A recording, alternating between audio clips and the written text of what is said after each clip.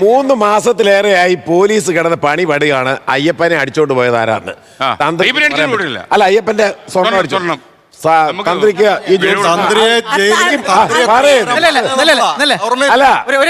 പോലീസിനെ മാറ്റി തീരുമാനിച്ചോ? ഒരു പോലീസിന്റെ പണി നിർത്തിച്ച ഇവരെ അറിയില്ല. DGP ആയിട്ട് IG ആയിട്ട് ഒരു കാര്യം എന്ന് പറഞ്ഞോട്ടെ, ഇപ്പം നിങ്ങൾക്ക് എല്ലാവർക്കും അയ്യപ്പൻ എന്ന് പറയുന്ന ഒരാളിനെ മാത്രമേ അറിയാവൂ. ഞാൻ പറയട്ടെ, എല്ലാം തെളിയിക്കുന്ന ആളാണ് മറുപടിയാ പറയുന്നത്. അത് നിങ്ങൾ കേൾക്കണം.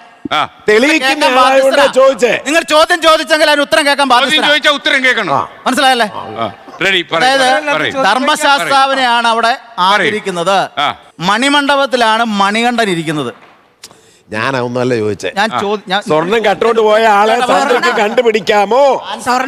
ആൻസർ പറയാൻ താമസിക്കുവോ? സംശയമൊന്നുമില്ല. അത് മാത്രം പറ്റത്തില്ല. അതായത് 2006 ശബരിമല ചേർന്ന ദൈവപ്രശ്നത്തില് കൃത്യമായിട്ട് പറഞ്ഞിട്ടുണ്ട് ഈ സംഭവങ്ങൾ മൊത്തം. ആരാണ് കബഡി നിരത്തി ഒന്ന് പറ. ഇത് ആരാണ്? നിങ്ങൾ ഒരു കാര്യം മനസ്സിലാക്കാം. പോലീസിന്റെ പണികളില്ല. 2 കാര്യം മനസ്സിലാക്കാം.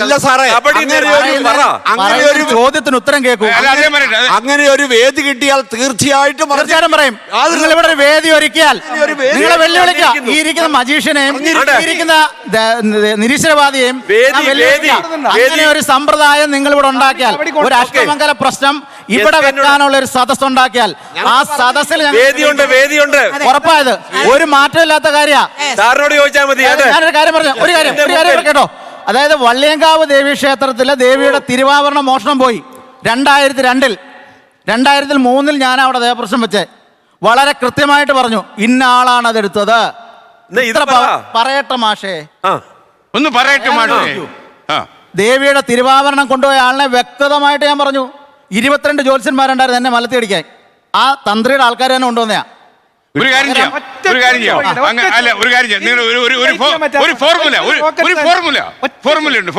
അതായത് ഫോർമുല എന്താണെന്നറിയോ? അതായത് SIT വളരെ ഗൗരവത്തോടെ നമ്മുടെ ADGP വെങ്കടേഷ് നേതൃത്വത്തിൽ അന്വേഷണം നടത്തിക്കൊണ്ടിരിക്കുക.